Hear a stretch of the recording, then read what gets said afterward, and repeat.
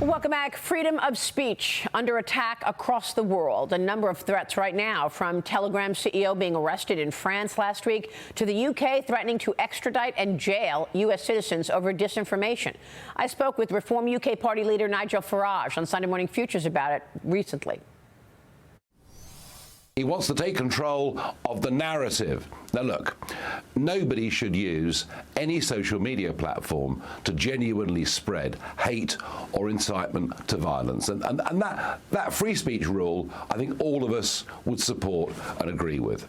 But what we are allowed to do on social media, or should be allowed to do, is to speculate, is to ask questions, is to try and put facts out, that wake up the rest of the community. And when you're engaged in something like that, you can never ever guarantee that what you say is 100% true. You may think it's true at the time. You may ask a question whether it's true. Now, Starmer, by cracking down on that, poses, I think, the biggest threat to free speech we've seen in our history. And Elon Musk has caught wind of this. And from the UK to Brazil, Brazil's Supreme Court has upheld a decision to ban Elon Musk's X nationwide on Monday. Former President Bill Clinton's Labor Secretary, Robert Reich, is out with a post calling for the arrest of Elon Musk for his refusal to censor speech. That from Robert Reich. Joining me now is best-selling author, Racket News publisher, and former Rolling Stone contributing editor, Matt Taibbi. Matt, great to see you today. Thanks so much for being here. Thanks for having me, Maria. Before I get to your latest piece on Zuckerberg, I want to get your take on what's going on in the world today. I mean, you were one of the key people who exposed what went on with Twitter and government, where you had like 1,000 people within different agencies of the Biden-Harris administration trying to shut down free speech and get social media to take down posts. How do you see what's happening in the world today, Matt? I think with the arrest of Pavel Durov and the situation in Brazil with the shutdown of X, this is all part of a kind of generalized plan that we saw discussed in internal documents at Twitter, where all of these countries, the Western social democracies, including the United States, they want a format similar to the European Digital Services Act, where essentially private internet platforms will be involuntarily deputized to censor on behalf of governments. And that's what you've seen in Brazil, is that they've shut down X for refusing to do that. Same thing really with Pavel Durov in France.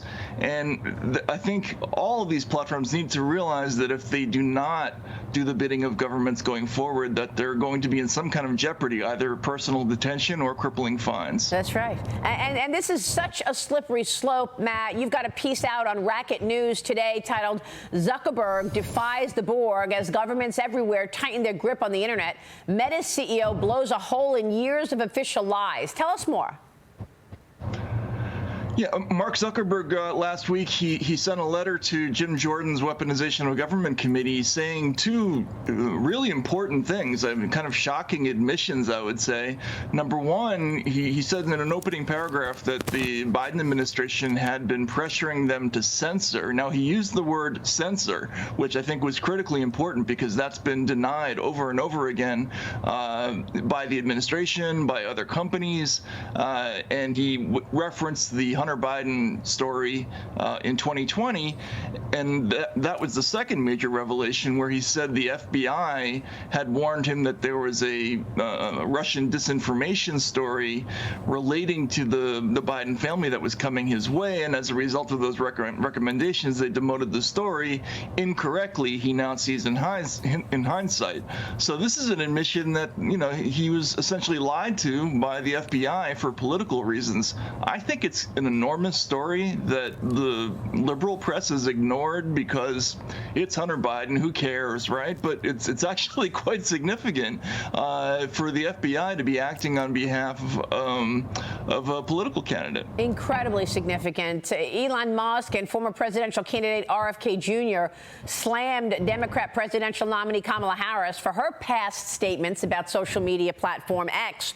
Here's what she said while campaigning during 2019. Matt, listen to this. When you're talking about Donald Trump, he has 65 million Twitter followers. He has proven himself to be willing to obstruct justice. We're talking about a private corporation, Twitter, that has terms of use. And as far as I'm concerned, and I think most people would say, including members of Congress who he has threatened, that he has lost his privileges and it should be taken down. There has to be a responsibility that is placed on these social media sites to understand their power. They are directly speaking to millions and millions of people without any level of oversight or regulation, and that has to stop. Well, there you go, Matt. I mean, you know, listening to that and understanding where she is on this, what kind of confidence does that give you that should she go to the White House and win this election, that she's not going to just shut things down? I mean, RFK Jr. posted part of that clip on X earlier this week, writing this, translation, if they don't police content to conform to government-approved narratives, they will be shut down. A Wall Street Journal op-ed from James Freeman says RFK got it wrong and that in the clip, Harris just wants to silence President Donald Trump and trample on First Amendment rights across all social media platforms for Trump. Isn't it a slippery slope, Matt? Your reaction?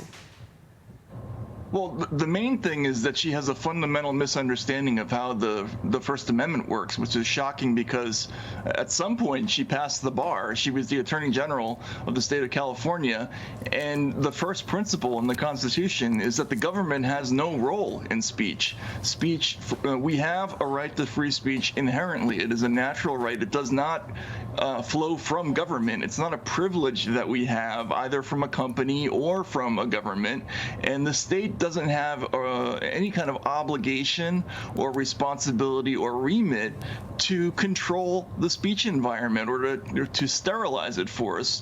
The Constitution assumes that we're all adults and that we can sort out what's true and what isn't, and it's none of the government's business what we say to each other. That she doesn't understand that, and she thinks that at some point government has to come in and impose standards on these companies, shows you this fundamental misunderstanding, which, by the way, she shares with Tim Waltz, who completely erroneously said that there's no constitutional protection for misinformation and hate speech. That's totally untrue. So that's two people who don't understand the First Amendment, who are about to be in control of the situation. That is very, very scary. It's very scary. It's very dangerous. And you mentioned Tim Waltz. Look, his attorney general, the attorney general of Minnesota, okay, he's serving alongside the governor and obviously vice presidential nominee Tim Waltz. He wrote a thank you letter to Brazil in Portuguese on X, days after the country banned the social media platform nationwide. He said, thank you, Brazil. Musk writes in response, the Democrat Party, same one that used to defend the First Amendment, now wants to destroy the First Amendment, Matt. Yeah, and I know Keith Ellison. I interviewed him several times back in the day. I even liked him a little bit. But this is shocking.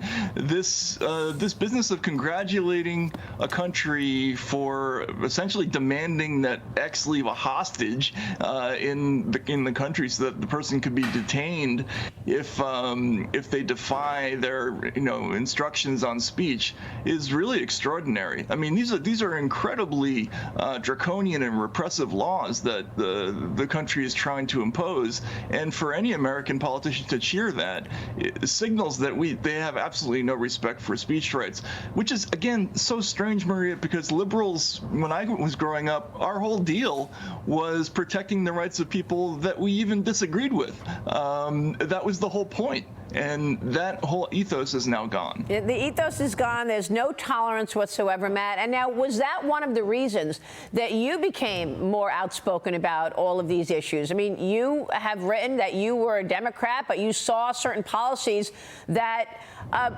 discouraged you. So I guess I want to ask you, from your independent voice, who you think would be better in terms of preserving and protecting our free speech, the Democrats and Kamala Harris or the Republicans and Donald Trump? I don't think there's any question that in the last 4 to 8 years that the Republicans have at least treated free speech as if it's an issue they're seriously concerned about. I've worked very closely with Jim Jordan's Weaponization of Government Committee, and they're at least deeply worried about this trend towards digital censorship, whereas on the other side, these are the people who are authoring these new digital censorship bureaucracies. So I don't see that there's any real choice there. I think you have to go with the other side. On this issue, at least, it's very clear who cares about it and who doesn't. What was your biggest takeaway from all that you experienced, Matt, in terms of exposing the coordination between Joe Biden's and Kamala Harris's administration and social media during COVID and the Hunter Biden laptop? Well, the biggest thing that we found was really the depth of the coordination, right? I mean, back in the early 90s or late 80s, maybe, it was a huge scandal in liberal America when the FBI sent one letter to the label that put out NWA complaining about one of their songs about the police. Here, in the Twitter files, we had hundreds or thousands of letters, and suddenly it was a non-story among the same people, which was extraordinary to me. There's a whole gigantic bureaucracy, not just in the FBI, but also in the State Department, right, and parts of the Pentagon, that is directed towards managing speech on the internet in America. Yeah. And that is very scary. It's very scary. And yep. Something has to be done about it. It's all political, and it really ramped up during the Russia collusion lie. They all lied that Trump colluded with Russia. It went viral across the world thanks to pushing it out from the CIA, the FBI, et cetera, everything you just said. Matt, it's great to see you. Thanks very much for all of your work on this very important issue that we all agree on. Thank you, sir. Thanks so much, Maria. All right, Matt Taibbi joining us. Stay with us. We'll be right back.